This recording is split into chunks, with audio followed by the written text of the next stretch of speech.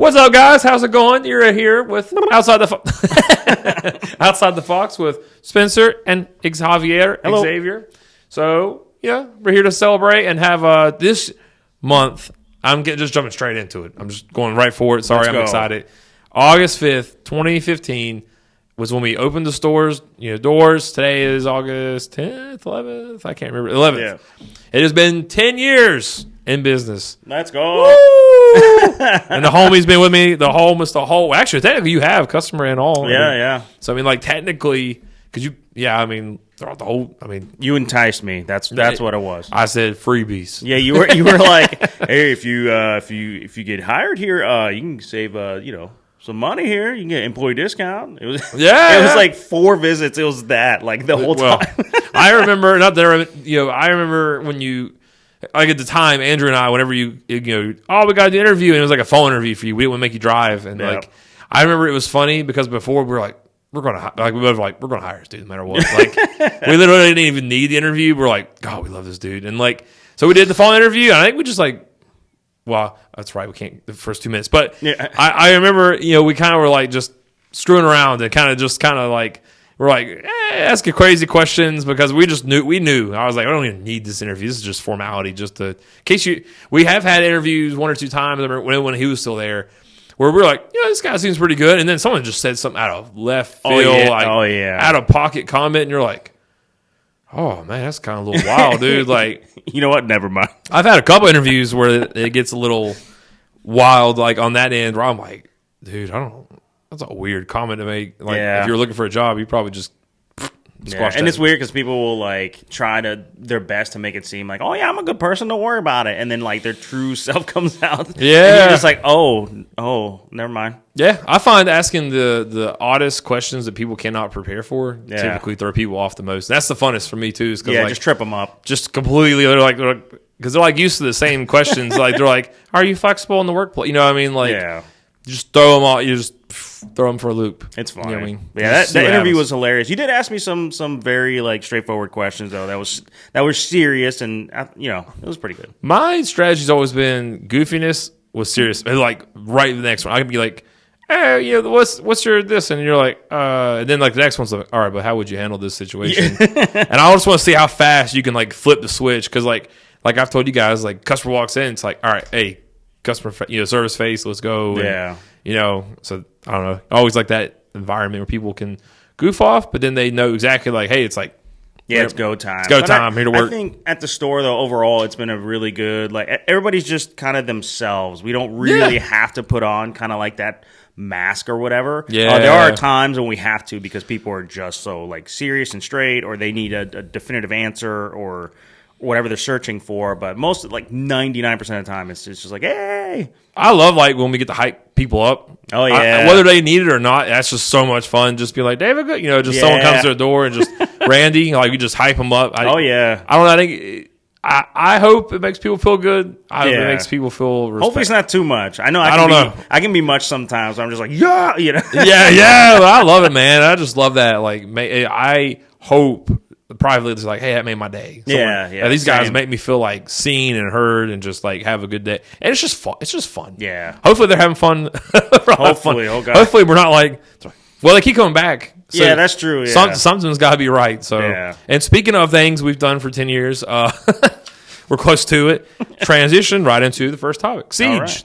So yeah. So I got to go to Southeast Game Exchange. Normal thing, if there's one con guaranteed, it's Southeast Game Exchange. Yeah. We're going to go year after year. We do, we vend there, and because my brother and we obviously did go Magic Con, but that was more like a customer experience. That's one I'd There's some you just kind of hate to be a vendor because you can't enjoy them the same way. Yeah, when you're a vendor, you're strapped to that table for the most part. But I had some really interesting just takeaways this year. It just really felt like. From doing it long enough, same for the store, same for everything, that just some stuff that was right away I thought was very interesting, of moods of where the gaming industry is, where society is. Day one, Friday, so it was new for them. They did a 3-day bout. And I remember the first day, it was almost every person had one of the DJI, Osmos, or a phone, or the amount of content creators for was insane. And the other part of that was like, at one point I was like, is there any customers here? Like, just normal. I'm just walking around. I'm just a guy buying some games vibes because almost every person. And it was weird too. One thing I was funny. I waited for it all weekend. Did not like. I had one, and actually it was to me it was a tragic story. But I kept waiting for that experience of like somebody's like, "Hey, I'm doing a trade up." They're like the videos. They're like, "Oh yeah, I got a thumbtack and I end up with a Ferrari." I don't know. Like, we get that we've had that every year the last 2-3 years, and this year I talked to the one guy who I know, and he does Alzheimer's research for it, which I thought was really cool, really endearing. And I've talked to him long time. Some years have passed, and like he really is passionate. He knows the stuff. Goes to good cause, so we always help. I asked him, I was like, "Oh, are you doing? I'm like ready." And like yada yada, and he's like, "Actually, man, like last year I was reviewing the footage, and he said freaking vendors were like pocketing games that he was like bringing like let's say trade ups, and he had noticed, but it was like blatantly on camera, like when he reviewed the B-roll footage and the other footage when he was like putting the video together, it's just like straight up like just being like, just, you know what I mean?" And I was like, for vendors, he was pointing them out to me. I was like, that's crazy, and like. Because that con, I don't know about I think all cons, I'm just going to say, I'm not going to like throw stuff. I'm just going to say a lot of cons have theft. When we were there, someone that we both know had like, a Charizard PSA 1 stolen. There's other people. I mean, happens. We've had people, guy one year we just took the pop, had his big ass hoodie and was like, and just slipped in his pocket. We caught him though. We were like, "Hey, you want to buy that?" You know what I mean? Like, you going to pay for that? Like, just funny discreetly, and it's unbelievable. But that was crazy. So I asked him, and of course, we did donate a little something for it, and like because he's like, "Well, if you just want to for the help, for that," I was like, "Sure." But that was crazy. And then like I said, now content creators, wild. I mean, if you're gonna experience it, why not film it? Kind of thing. I think that's everybody's interesting kind of motto, though. Yeah, it was crazy because I guess like, and I even seen people who I'm just going to say you could tell were not normally comfortable behind the camera. I mean, I'm not gonna lie to you, even with this. I'll be real with you. This 5 years ago, you wouldn't have caught me dead at this point. Yeah. And it's not because I wouldn't have wanted to do it. It's because it's hard. I'm not that kind of person. Like, it takes a little bit to kind of get used to the idea of being on camera and everything. Plus, like when you make content or you put yourself out there, people are going to judge and make comments and just say the most out of pocket thing for no reason. Yeah, I mean, honestly, you're putting yourself out there, and a lot of times, I've just kind of decided like, hey, it's whatever, whatever. At the end of the day, like maybe you do know the people, maybe you don't. You just deal with it and you kind of roll off. Sometimes they're going to say something funny anyways if they are, and you're like, that's fair. That's really funny. I will say if you're going to make content and you're worried about what people are going to say, like just try to ignore it. People are going to say some horrendous things. I've experienced that myself. Yeah. I remember, and I can't find it, but I had made a video. I don't even know what it was on. The first comment within 20 minutes of it being uploaded, somebody was like, "You're fat." And then it was just like, I never saw them again. It's just like, okay. It's just weird. So don't worry. Like, just do your thing. Ignore those people. The only ones I hate is when people start involving people's kids. Yeah. Like little like minors. I'm like, come on, man. Like, it's low hanging fruit. Yeah. Insult, like if you got a 5 head, if you, you're like bug, I don't know. Just get creative, but leave the kids out of it. Yeah. Like, you know what I mean? Honestly. Like hit above the belt. They're innocent. Yeah, they're the children. But other than that, it was like, size and scope, same size, but there's crazy amount of vendors. Just really cool to see how much energy. One thing I actually got to experience and getting just personal conversations, so I got to see it firsthand, and that was really interesting, was AI layoffs already hitting where I got to talk to 2 different people, and they're like, "Hey, I'm looking for a job. I'm a developer." Bungie and Epic, and like Epic being local-ish with Raleigh and Bungie, and like just crazy. Like they were already like, "Yeah, I'm struggling. I've put Apple."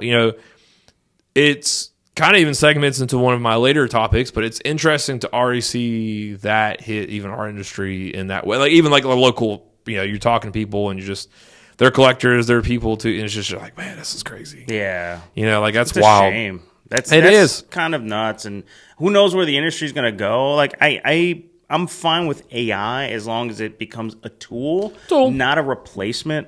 There was somebody who I spoke with whose husband has been working on the new Borderlands game. Yeah. And they were saying that they use AI kind of as a template to kind of get to the goal, not use it explicitly, the person is still an artist and they still do a lot Yeah. of their own work, but they're using AI to kind of help facilitate that. And I don't know. I don't know where the industry goes from here. Well, and I'll say that's where I was telling you yesterday, and I'll give for audience, like, Wonders of the, I was listening to that podcast, made a Zuby with you, and they had one of the owner of Bo Jackson Arena and Wonders of the First, I believe it's called. Yeah. But he was saying he uses AI, and people have given him a lot of flack. They use AI for their art. I think he said they have the assets, they drop them in, AI creates the card they want to create, and then they have about 6 to 7 artists on hand who take the AI's work and refine it, and fine-tune it, and bring it to where they want to go. I'm guessing maybe a job like that, they might have had like 20 to 30 artists. Am I saying it kind of is a shame? Like, sure. It's a loss of human jobs. And I know a lot of people are going to make the case, like, positive. I'm kind of in the middle. It's going to be those things where Same.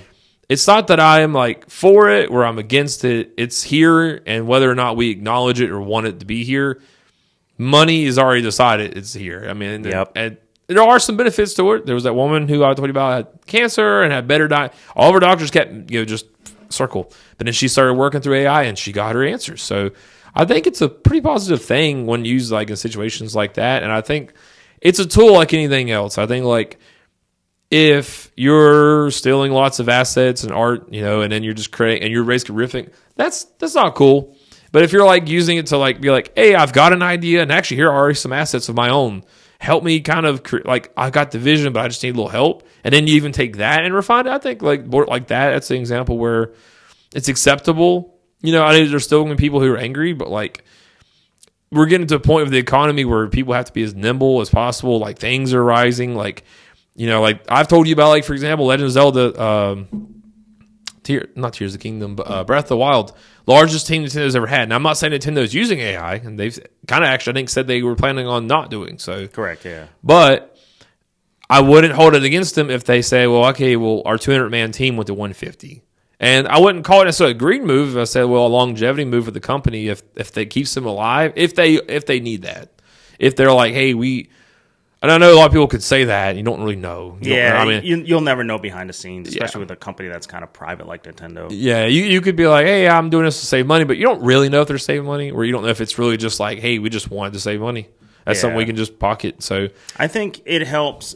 AI can help refine like your ideas, or if you have something in your head, or you don't really know the answer to something, and you'd have to do quite a bit of like workarounds to make that work for you. You can just kind of make a query, and then boom, it just kind of you're like, oh right, yeah, and then everything's like summarized for you, and it helps. But I think artistry. I'm against the artistry aspect of it. There has to be a human element involved. If you're going to create assets or if you're going to create art, I think that's very important. I don't like the term AI artist. Like that's such a weird thing to me. Oh yeah, you're not creating that. Anybody can throw a prompt. Anybody can just type something out and call it a day. I can do that. And I can't call myself an artist because I didn't do anything. I just said, hey, here's some words and create. I think that's going to be a very controversial thing because I will say, like, you could say the same for, like, some of the art that comes out where it's, like, just a banana, like taped to a canvas. Oh, yeah. Mike have it out today, I guess. Or the little, yeah. I'm sorry, Mike. Dot in the center of a canvas, like, that. I remember that, and I'm like, what? What are you talking about? And you could, that goes back to that discussion, like, is it, like, what is art? Is this art? Like, I think in the bigger, large, it's a hard thing. Like most people would be like, I think people look at art like artistry, the complexity of a piece, or like, wow, like I think someone made a good point. Like the guy even who did the AI TCG, he was saying like, he's like, there's gonna be still people doing like oil canvases, and I was thinking like it reminds me of furniture. We now mass produce furniture. This was probably obviously produced in a factory, but we still appreciate when someone's like, yeah, I handcrafted this table, and you could really tell, and you're like, damn, that's a good table. But like, yeah, there's a guy on YouTube, Blacktail Studio, I think his name is. He does everything handmade. He'll take a giant table with, made out of like some tree that fell down and use resin and do all kinds of insane things with it, and it's all handcrafted. I mean, the price reflects that too. Yeah, but yeah, it's not something that was just like kind of spit out by a bunch of like milling machines or whatever. And I think that's where art will go. I think like it'll turn into like the furniture industry where like 100 some I feel like it's further we get along 100 plus maybe even like there weren't exactly factories and everything was handmade, so it was kind of the norm, like art, all of it. But now we can really appreciate when someone hand makes something, but at the same time we use this because like, hey, there's an affordability factor, an accessibility factor to access to art.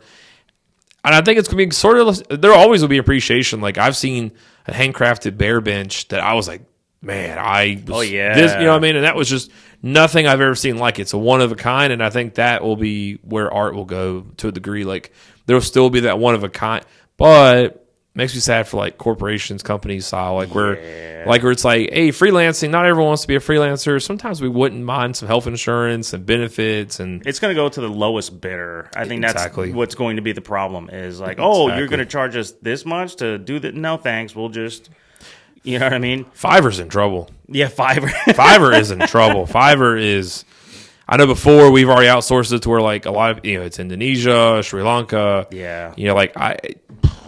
That's already Singapore. You're already going to run into a situation where we've already gone to the lowest hanging fruit money wise, and now it's going to be like even those people, it's going to suck for them. Like they're going to get displaced, and they're going to be like, hey, I'm like, man, it's crazy. It's going to be really tough, and I think also the issue would also be like right now it's. You can still sort of tell, that's AI. Because people will put out something and you're like, look at this corner here. For now. In 10 years, are you going to be able to tell the difference? I made this myself. How would you even know? You won't, man. That's the scariest part is everyone right now is like, all right, yeah. I'm like, yeah, but we're only a couple years away from that where it's like you're not going to be able to tell. You're not, unless someone's like, well, who is the artist? And someone's like, well, who is the artist? You know what I mean? And like, so we're getting to a weird point in human history. I think we're 3 to 5 years away from it too, because the fact that it's moving as rapidly as it is. Yeah. I've told you, our brains are just not ready for this much change just rapidly. These amount of our economy, our laws, nothing keeps up like that. That's one of the biggest problems too. Is laws can never keep up with any of this stuff. We still have like the DMCA stuff is still far behind. I mean, they call it Digital Millennium Copyright Act, and it's still stuck at the turn of the millennium. Like, it's insane. Some of the stuff, and then you think about the fair use and all that. Yep. It's going to be a massive, massive problem. And then also, let's say you create AI art or whatever. What if somebody takes those assets from you? Do you own that, or does the AI bot own that? And how are we going to legally catch up with any of this? It's going to be a nightmare. It is just going to be a nightmare, and it's just going to lead to job displacement because people are going to move to. It's kind of like drones. They had talked about drone delivery, but then like when it came down to it, the FAA was like, this and that. But what should have been 10 to 15 years, 2012ish when I remember people really starting like Amazon's like, you will have a drone, and no, I mean like we're physically capable of doing it right now today, obviously, but like it hasn't because the legislation's just too complicated. They haven't figured it out. It's really wild. I remember when I first got a drone. I remember the first big one that I had. And you could pretty much do whatever you wanted, just stay away from airports and government stuff. Like, that was fine. Now, you're not even supposed to fly anywhere near schools. You can't fly underneath a certain height or above a certain height. And if you use the goggles, I remember that you can just do whatever. But now if you use the goggles, you need to have somebody else there with you, watching you pilot the thing. You can't have it out of sight. It's wild because these things have cameras, so I could fly a mile away if I wanted to. But no, now it has to be within sight, and it's gotten locked down so much. I think that was the issue. Is they were just like, well, never mind. yeah. Well, and that's the problem. Is like I think it's better for them. They probably look at it's better to lock it down than it is to actually seriously grapple and deal with it and like really get it under control. Yep. So, but anyways, to move into our next segment, Donkey Kong Bananza. Obviously, and Switch 1 price changes, but obviously, Bananza, man. Bananza's incredible. You actually got, I know, I say here on the podcast, like, I bought it day one, and I'm like, I've been trying to save money, and DK fan himself. Man. Oh, man. Shame this man. Oh, man. I'm sad. It's incredible. It's an absolutely amazing game. I wasn't sure how they were going to pull it off.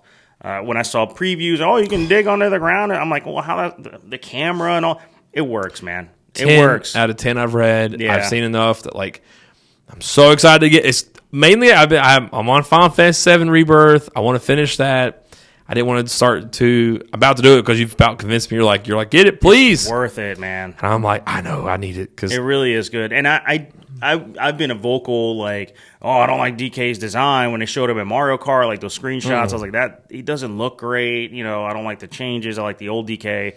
He is so charming. He is so adorable in this. I love it. I love Pauline. She's fantastic. And the little singing elements, like everything just comes together. They cooked really hard with this game, and it shows. I really hope, because we've gotten 2 like Mario Kart World, Bonanza. I'm hoping for a banger after banger. I mean, I know it's like Metroid Prime 4 as long as it's cooked. I think Prime 4 is hopefully at least an 8 or 9. Yeah, like, I want it. I love Metroid. Metroid Dread was really good. Yeah. But the only thing it sucks is that Nintendo Japan has never been a fan of Metroid. They only make Metroid because us Americans constantly are wanting Metroid. That's the only reason they even bother. If I had to guess, and I'm guessing on this too, but I'd say Punch Out's definitely an us thing. Yeah. Like if we push for it, it'd be Punch Out and F-Zero. Yeah, F-Zero. Yeah, we've been probably the biggest advocate for F-Zero. Star Fox, I don't know. I feel like it's just a Miyamoto favorite. Yeah. So Miyamoto's is like, I'm cracking this out because I want to. Yeah. But and like now that he's taking a step back, I don't know if that'll happen. I don't know because like because like Zero wasn't super well received. Yeah. So I mean, like, well, they strayed from the formula on that. Like, yeah. Who wants to really like? Guard was interesting. You know, I think you can do stuff with the Star Fox universe, but there's just not enough effort. There's no champion behind it. So in this hot take, I guess it shouldn't be to me, but Adventures on GameCube and Assault, especially Adventures, loved it. People love those. They're really great. I wasn't the biggest fan, but you know what I mean? Anything more Star Fox is great. I liked them outside of, the ship. The R-Wing, right? Yeah. I liked them outside the R-Wing more than I liked, because as soon as I was like, oh, yeah. Though I do remember this one part, and maybe, I don't know if it was just a kid in me or if I could do it now. It's like the part where you like the dinosaurs in you, and like there was this part like you like grappling and hit A. Oh, yeah. And I remember this is one more. I spent it's not ridiculous. It's probably like the worst ones, but an hour or 30 minutes or however long it was. Like, I just kept failing that part. And I was literally going like, oh. So I don't know if going back, I honestly wanted to go back. We'll just look up a video, see if any other person or people in general struggle with that part. Yeah. But I've honestly, as an adult, because there's sometimes I've gone back to stuff and I'm like, oh, I can do this pretty easily now. Oh, like, yeah. Donkey Kong Country 2 and 3, I wouldn't say it was easy. I beat all 3. I beat 1 as a kid. And I remember just 2 and 3 felt impossible. And I went back a few years ago and beat 2 and 3. And I was like, all right, cool. I did that with Chip and Dale Rescue Rangers. I could never beat that as a kid. And then the Disney Afternoon collection came out. And I beat it on my first go. And I was like, oh, this is great. Yeah, it's just a kid in you. You're like, damn, I just suck back. But sometimes I've had things where I'm a kid. And I'm like, damn, how did I do that? Because like, Super Mario Sunshine, I completed it 100%. That's the one I will never go back and play. I love the aesthetic of that game, but as soon as you get to that damn pachinko machine and you're climbing, from the cage up, no, dude, I'm good. I'm done. love. I actually thrive in the what do they call that? The brain fart. The jank. I thrive in the jankiness of that game. Like I have the mechanics down like a freaking, oh my god, dude, that and Odyssey, I'm really excited for whatever's going to be next, and I don't care if it's an Odyssey. I care. Well, I mean, Bonanza to me is right now. It's the same team, so I mean, it is. Man, it's better than Odyssey in my opinion. It really is. Odyssey, when you go back to it, it still feels a little like small in scope, I guess. But Bonanza just feels like this massive, just amazing. The only thing that's like a downside for me with Bonanza is like the bosses aren't very hard.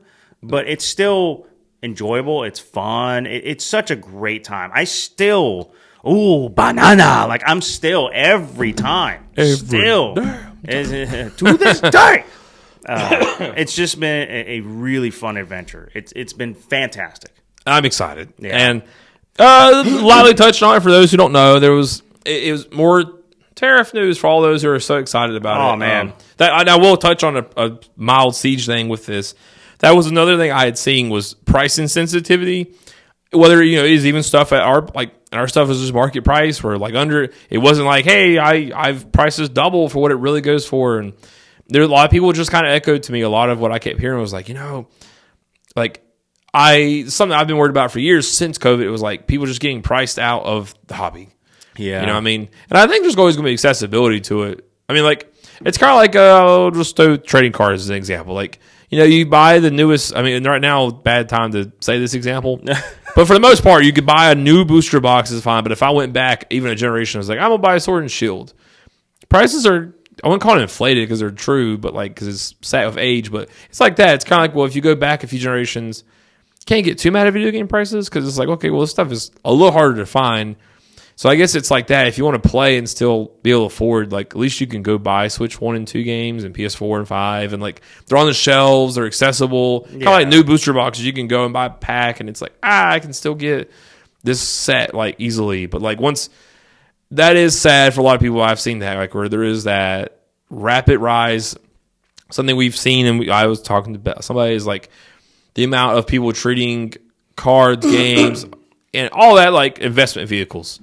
We're at that point where it's like an investment vehicle for a lot of people. There's finance pages, like for Reddit, subreddits, like of MTG finance or investing, Poke investing, or, Poke Bros sometimes, and then video games has got it too. I mean, there's I've seen, can't stop it. I mean, it's just going to happen. The biggest jump for me that I've seen hasn't really been the games. The games are going to go up. But the thing that has jumped in the video game space anyway has been the displays and the kiosks. There's a Facebook group that I'm a part of, and I just kind of actively watch. I can no longer even remotely afford anything in that group ever. Yeah, it'll never happen again. Even the big one, the controversy has been the Pokemon Snap kiosk. You were able to buy that $2-3 grand, just like 5 years ago. Now it's hitting 9, 10, 12K, and that's in like okay condition. If you get something that's truly trashed, maybe you're still going to pay like $5 grand. And if you get something minty, you're going to hit 15, 16K. I mean, I'll ask your theory on this. What's causing that? Like who's affording that really? Who's people with money. Period. I mean, that's literally like, I can't really, there's not a specific group or set of people I can call out. It's just people with money have found the space. I think especially after COVID, people who already had money, they didn't care about like video games or whatever, and they're like, I'm bored, and they started researching. And they're like, oh, wait a minute, and then now they've got an insane amount of money to throw at this. Before it seemed like it was just everyday guys. Oh, I went to the flea market and I picked up 4 NES games or whatever, and they started going after collections, and it did become a little niche. But it was still affordable. You could still go to a yard sale and find games or whatever. But now it's to the point where people with money can afford to just buy everything outright. Mm-hmm. And especially after the speculator market went after the graded stuff. And it just got more and more insane. And then all the rarities, people started going after rare stuff, prototypes and and so I think that's what happened is people were willing to pay whatever in order to get stuff and complete collections, and that just drove the market up really bad. And I think there's this excitement fervor that happens like when people do like content creation is I think that's obviously a big catalyst of a lot of this. Because like then people get excited, then people go look, they're like, it's kind of like when you go watch a great movie and everyone's talking about it, buzzing about it. It's like everyone's like buzzing about some of this stuff, and they're like, wow, did you see? Like I'm just gonna say Phoenix Resale, Chase After Right Pro. I mean, you see these guys doing this in this space. You see Whatnot Straight. I think once you just see it, I don't know. Like it's interesting. Personally, I'm just gonna say like in a short term, it's very. I don't know. I want more people to enjoy. Like that's the only downside is I want more people to enjoy gaming and displays and kiosks and signs. I want more people to experience that, but at the same time, the more people that experience it, the more that other people are going to, maybe take up the space. Maybe they're not good people, or they just can afford to outright buy everything and leave nothing for anybody else. Like it's up and it's both ways, double-edged sword. So someone made a good point, and it deals with the housing market. I think we're like in the biggest bull run, just last 12 to 13 years. Yeah. And we're due for a bust. We're due for a big fat bubble burst. I think they said now the amount, like it's record number of buyers to sellers in the housing market. The amount of people who are like selling compared to buyers who are actually out there. And like, I mean, I remember someone was like I'll just buy a house. Like they were telling me after I bought mine, and I was like rushed to get mine because I could see what was going on. And this is years ago, even 3 or 4 years ago. And I even told that person, I was like, I don't know if you don't really get in right now, have skin in the game. Just minimum, just even just buy a turd of a house. You could at least unfortunately, that house even now, bad houses are even, like trailers, 150, 200,000. God, yeah. So I mean, I was telling that person, just get in. Doesn't even matter what it is right now. Do not be picky. Just get in, because if you got skin in the game, it's going to increase. And then when that increases, you'll have more money to play with to play in the game. But for anyone who's outside the game, it's almost impossible, it feels like, to get in the game. Yeah. And that's how it feels. Yeah, and I mean, I worry about on a smaller scale, that kind of stuff too. Yeah. So people not feeling like, damn, how do I get in the game? I don't know, there's FOMO, there's artificial scarcity, there's a lot going on, so much going on, and I think we're due for a bust, due for a little bit of a market correction, because some of these prices cannot sustain itself. There's eventually going to run a point where it's like that kiosk, you get, let's say 15, 20, who's really your pool of buyers? I mean, of course, if people still, it is such a rare item, all you need really is a small pool of buyers, but for much bigger items that have a much wider pool, they need it to be accessible so people can actually play and enjoy and have a good time. But I was just going to mention, crazy, but Switch 2 didn't get a tariff change. Yeah. Everything else did. I thought that was really smart on Nintendo's part. Kind of almost was surprised they even did Switch Lite OG and OLEDs $350 to $400 for an OLED. I was just shocked. I wouldn't say I told them to eat it, but I was just shocked because it's late. But I guess also doesn't really matter. They've sold so many. Yeah. They're going to break that record regardless. And they're literally at the cusp of breaking the record. I don't blame them, because I was well, if you're losing on Switch, they might be. But it's get it in people's homes.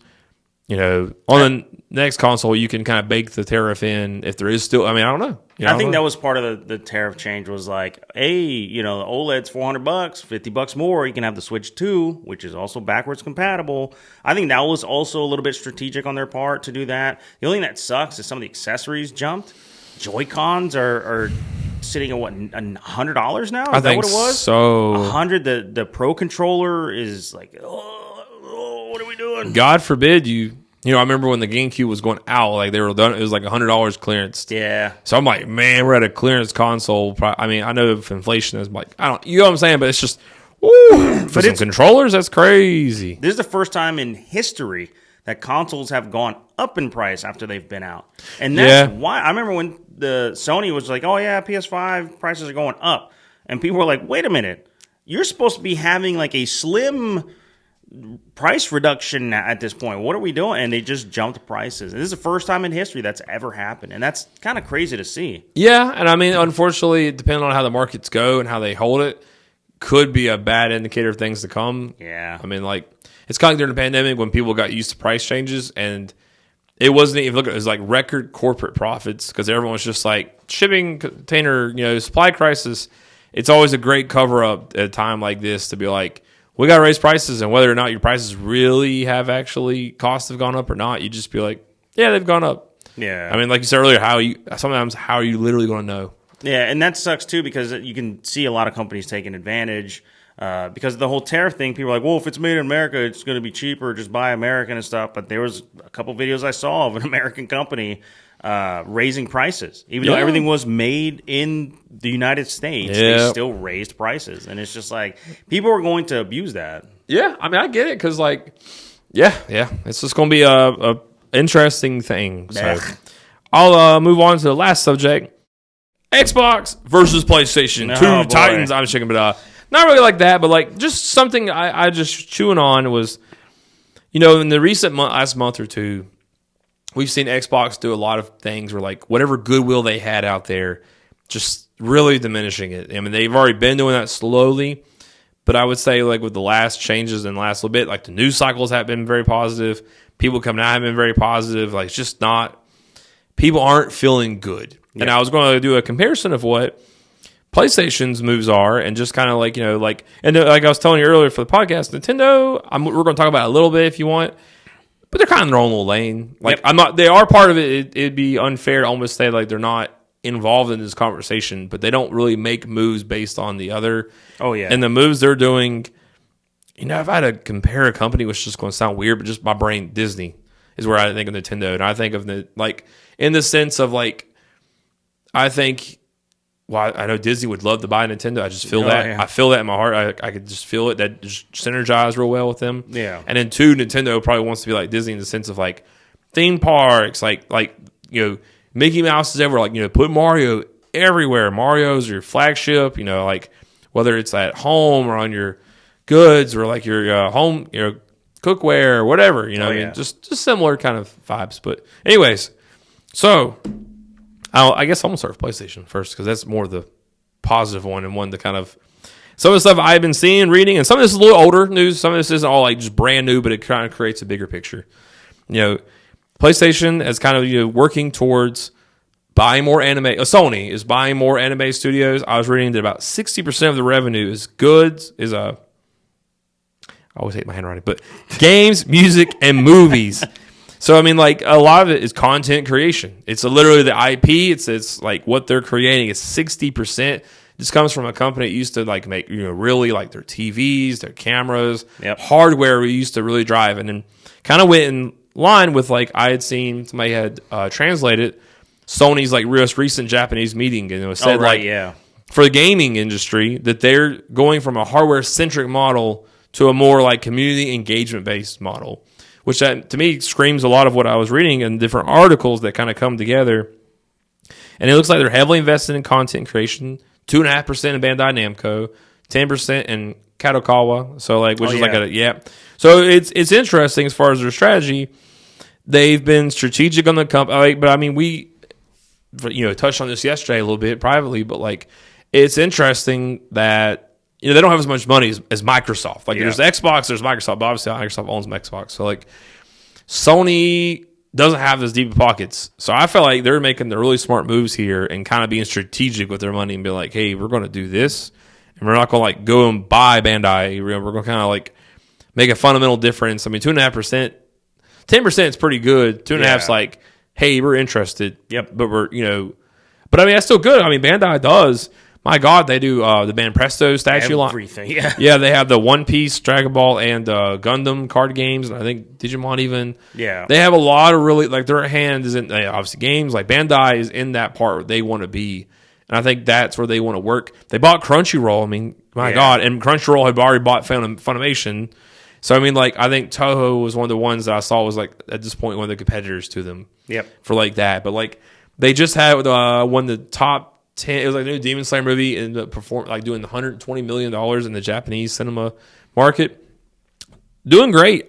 They said that for anime they compare themselves to being in between the PS1 and 2 era. Like, but people were saying like, well, if that's the case, PS2 brought some of the biggest bangers and people's nostalgia. So I think that's them being humble in this moment, because like that was when they were still scrappy, because PS3s and they got a little too full of themselves. So big time. And then like the ego just got crazy. Yeah, and then 4 they came back on the earth, and 5, my only thing is for 5 it has been a little underwhelming as far as like I can't be like, man, the bangers just kept coming. It's more like the console's a good console. It just hasn't had anything to pull it like. It hasn't been that killer app, really. Yeah. I think Spider-Man and God of War were a big, and Ratchet & Clank draw. Yeah, that was a ripped apart. Transitioning like seamlessly between the riffs. That was like, whoa, it just like blew my mind. And that was a launch title. But I don't hear anybody like, when I think PlayStation or PS5, I'm usually thinking of like, all right, I'm just gonna buy my games on there. It's to me, it's more accessible. It's a little bit better than the Xbox. Even setting up an Xbox is a nightmare. I'm gonna load it, and it's just like, get your app out, and it's just like PlayStation. You can just boot it up. You want to connect to the internet? Cool. If not, don't worry about it. You have a membership? That's fine. Don't worry about it. Well, and I'll say like, so it's interesting. It feels like they have a great strategy. It feels like they're making the proper investments. Feels like I could see them going even further than they have been. Like, I think a lot of these guys realize with IP creation, like the way to go is like merchandising, just like getting it to stick in people's hearts and minds. Yep. And like really just, and this is one thing I have to like look up, but like, I believe there's something involving with, oh my God, people make Elden Ring studio and Dark Souls. I know, yeah. See the brand FromSoft. Yeah, I believe not. I think they've expressed interest in buying them. So this is where I would need like a source. Yeah, if I remember correctly, I thought that they had invested in the company that owns FromSoft. Yes. Yeah, that was one of the people who were like theorizing. It'd be a fantastic purchase. I'd be like, oh hell yeah, this is perfect. I mean, it's like the perfect marriage. You know what I mean? Because it's you essentially see them as almost like a Sony company. Yeah. Because like their stuff is like so more geared towards Sony consumers and everything, and it seems like Xbox, they just kind of like put out pity ports. Yeah, and not to completely just like, be like, PlayStation, they're just doing it all right. Like, I mean, there's the Portal could have gone a lot further. Oh yeah, that the Portal was very underwhelming, very disappointing. I felt like they should just either complete handheld or been like, hey, you can pay, because like the Switch and Switch 2, they've shown for a long time now, like, hey, you exited the handheld market. Look how well it's done when they married those together. Yep. You can do it, man. Like, just do it and go for it. And Xbox is, and that's a great comparison. Like, Xbox is kind of trying their own with the Asus, but like you said yesterday, Windows doesn't run very well. A lot of workarounds. They're not even making their own hardware at this point. Like, for something like that, they're just like, we'll just. It's weird because like Sony getting more out of the hardware market, I think has to do everything with logistics. Yeah, I think they also realized during COVID, like, oh crap, if lines to getting hardware into people's hands is going to be an issue, at least with software or digital media or even like collectibles and stuff, it's so much easier than producing TVs and players. Yeah. And there's so many moving parts and everything like that. But Microsoft, to me, always seemed like a company who was just like, oh, what's the hot trend? Oh, all right, let's just buy our way into it. Yeah, and throw money at the problem until it solves. If you don't work hard at it, if you don't put in the work, then it's not going to feel right. It's not going to feel good and everything. And how do you own Windows and you've had gaming as a thing in Windows for 40 years, and handheld manufacturers for these handheld PCs are complaining that the games just don't run very well. They're not very optimized. Priorities. How does that work? I think it's priorities. I think it's like their priorities aren't in the right areas. Like they're, again, like it's like, I think Game Pass and everything revolves around Game Pass. I've told you, I think their biggest thing is they want out of the hardware market themselves. They want to like push straight to the end goal, which is Game Pass is amazing. They just throw some titles out there and they're just generating a subscription. Yeah. Subscription, they can keep growing. Investors are happy because they're like, we went from 120 to 150 million, subscribe. And like, that's just what they want. They want that. But they're not going to get there if they can't figure out ways to like navigate this like empire they've built and like figure out what they need to do to partially dismantle it correctly and get people keep them on the ride. Like, you're like taking the seat apart from underneath people as they're on the ride. Like, and people are just like, just make games, just push projects, even if they're not. I think Microsoft is like me in a sense where I want to make a bunch of content. I'm constantly like, I'm going to do this, and I'll record videos or edit videos, but I don't like the end result, and so I'm just like, never mind, and I never put it out. Microsoft seems to be doing that. They don't like the direction something's going personally. Instead of just putting it out and let the people decide, it's like, well, no, never mind. This isn't going to make money.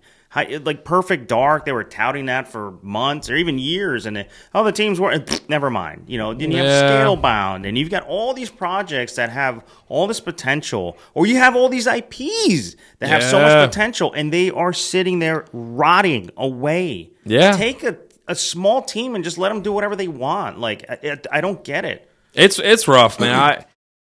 I think the other part is like Xbox has killed the physical market for the collectability. Yeah. Are there still games? Yes, but like as a store, here's an example: Game Pass.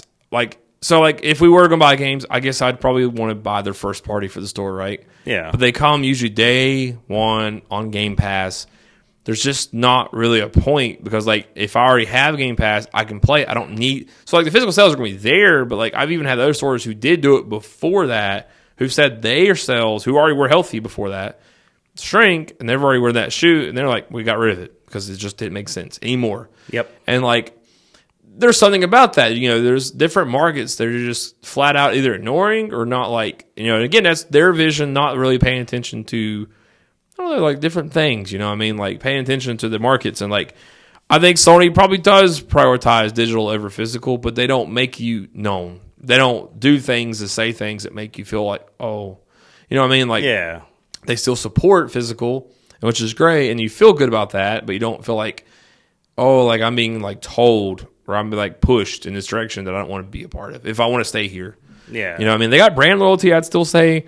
Big time, yeah. For Xbox, but like I think they're going to lose more and more and more. And I think like what I was trying to make a point of with these two is that one's got clearly like an articulate vision that I can like, even just from pulling different, I can see that myself. I can see their actions and their behaviors and where they're spending money at.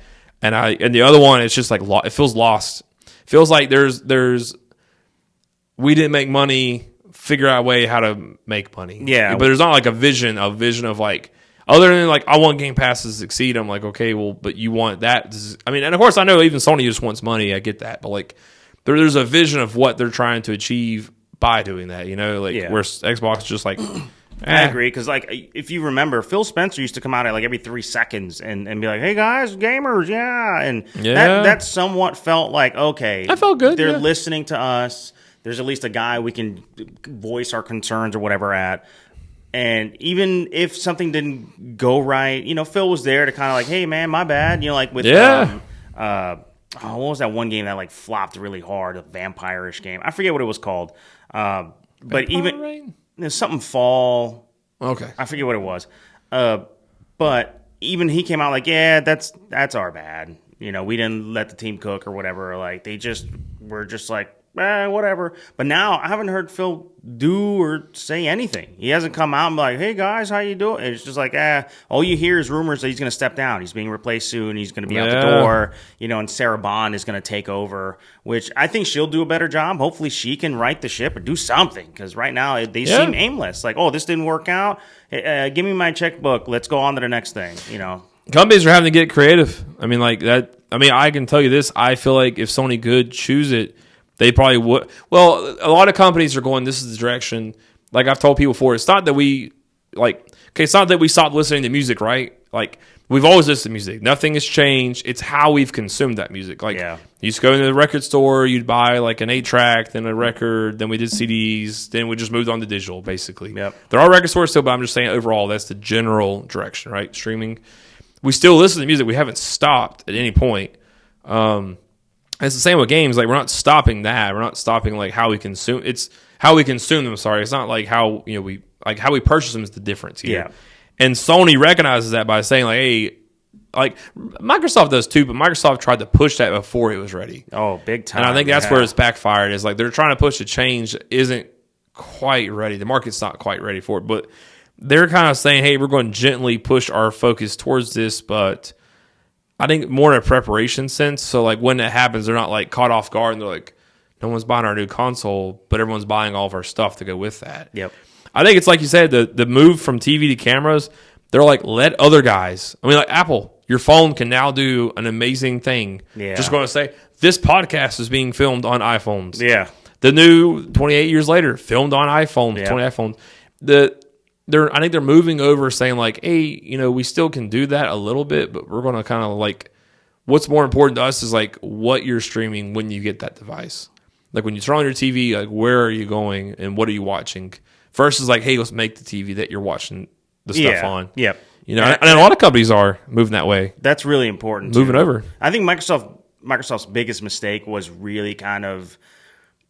They showed their cards too early, but they did it so aggressively, and they were being way too corporate about it. Yes. The always online thing could have worked if you at least gave the option for people not to like deal with that aspect of it. But then there were rumors where Connect is gonna, there's 2 people watching a movie, now you have to pay $1 extra, and it's just like. And then the NSA thing, and it's just like, why? Yeah, why would you do that? And then they, at the same time, invested $4 billion into having NFL rights for TV, and you did all this on the unveiling of your console. Like, what are we doing? I don't know. And I was going to mention, like, in the sense, like I've mentioned before, I do feel like, just to mention the last member of the big three here, Nintendo, it feels like, they're an example again of. They're doing a different path, though, so there's not as much comparison. I'm just going to say, like, but they're doing dedicated bangers. They have, like, Mario Kart World, Donkey Kong Bananza. They understood this, like, launch matters. They've got great third-party support again. Yep. eShop, major improvements. Using their IP in ways that are, like, leveraging that in, like, theme parks, collaborations, movies. They're the Hey Mario we talked about, like in Yep. Japan, that will probably come over. So like kids, like babies, get them. I'm just gonna say it. Get them started young. That's what they're trying to focus on. But they're cool. It's focusing on you. I think as long as it focuses on like education and rightfully does the right things for children, then I mean, like, hey, that's amazing. Listen, Right Mario apps. taught typing at one point. Okay, he can. I think that's amazing. I am pumped. So I would just say, like, I think those directions are pretty good.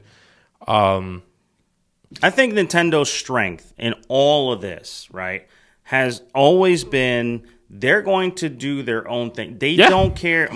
Sony, Microsoft, and a lot of Yep. vocal gamers, I will say, are so concerned with graphics and all these features. Somebody was complaining, the new Mafia, there's no swimming in it, right? And people were like, this is appalling for a 2025 game. Like, you don't need every single thing to be in a game. It doesn't need it. And Nintendo understands that. They're just like, oh, hey, Donkey Kong can't fly. He's not on a jet. You know what I mean? You can't just give your credit card info and get the latest. Just, here's a fun game. Go play. Fun, man. I preach that all the time. Yeah. That is the big thing they understand is like, people want fun. People want family experiences. Yeah. People want it to feel like, hey, my kids can play this. I can play this with them. Couch co-op. Like, it's got high replayability. I can play it over and over and over and over again. Yeah. And I don't know, they cook with that. And, like, it's funny because the comparison works really well for the two. Mm-hmm. And it falls a little short on the third because they're so, like you said, they are just so different. They follow the beat of their own drum.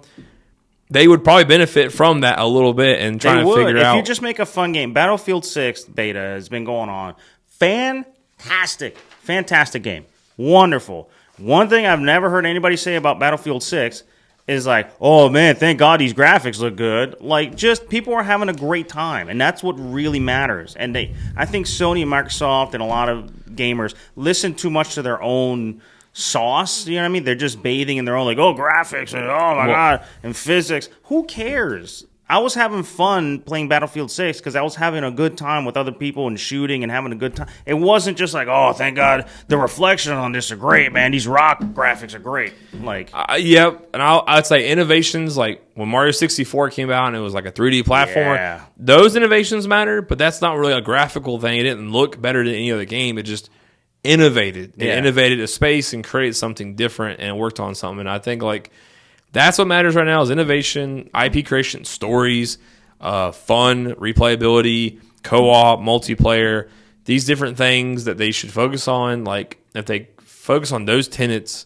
and kind of lose sight of everything else and they're just like, AAA. And like you said, I need to be able to use the toilet and cook an omelet and fly a jet into a mountain. And I'm like, listen, GTA 6 is going to do what GTA 6 is going to do. Exactly. Let them do it. Yep. And let everybody else, like, make a Shovel Knight or make a, Hollow, you know what I mean? Like, make a banjo game. Please. That was a casualty of the AI I read. It was like, Banjo 3 was possibly, but that was like the 9,000. Like, I don't know. I hope when we convene next that, like, that we have more positive Xbox if there is any. Yeah. If there's not, it's just be the same, and I'll just be like, you know what? Sorry, guys. Same thing, So, I'm like, crap. But one thing I'll just say real quick, my last note, to tie it all in with AI. But we've seen where the PS5 Pro, they had AI upscaling the game for you. Yep. I do believe as we get further along, talking about the PlayStation losing that hardware-centric model, they're going to move to an AI model where, like, even if they're not improving it, AI in the background is improving some video games in the PS6. Because people have asked, like, I saw the other day someone was like, why haven't graphics gotten better in 10 years? I'm like, well, there's not much to improve on. There is, but it's like jumping from iPhone 13 to 14 or diminishing returns, really. Yeah, we're at that point where it's like, listen, you're not going to get so much. You're not going to get these big, drastic standard vision to HD jump where you're like, so everyone just needs to get off that train. And I think AI will, PS6, that's going to be the only thing that I can think of right now. Well, yeah, because NVIDIA and AMD have gone for that frame generation thing, so it'll smooth out even the clankiest games. Exactly. So that's where, again, it's going to tie in all together. Yep. And that's where I think PS6 will be useful. After PS6, other than just like a better AI and PS7, I think that's really where we're at. We're getting towards, I wouldn't say the end, but I would like to see. I would love to see it where it's like a PC where you can interchangeably do parts, like they talked about the newest Xbox, but they didn't do it. Yep. I would love that. I'd be like, hey, listen, we feel so confident in this console and what it is. You can just take out parts if they don't work, and it's an easier functioning PC essentially. Yeah, just a modular. There's a modular, thing that you can like invest in on this platform, but like, and as improvements come, we'll just make new parts and just. Yeah. I love that. I love it. Invest once, buy the shell, and then you just kind of. Yeah, that's why I like PCs. Yeah, I mean, at that point, people would be like, "Well, I get it." Why won't I get a PC? Because it's cheaper and easier to deal with. You know what I mean? That's the one thing that prevents people from going PC mainly. It's just like, I got to take it apart. If you can just take a slot and chunk, and that's it. Yeah. Then they'll still have an advantage. Yep. So, but guys, that was it. We love you guys. Hope you guys are having a wonderful day, and thank you for watching us as always. We appreciate it, and as always, thank you so much. Peace out. So, see you.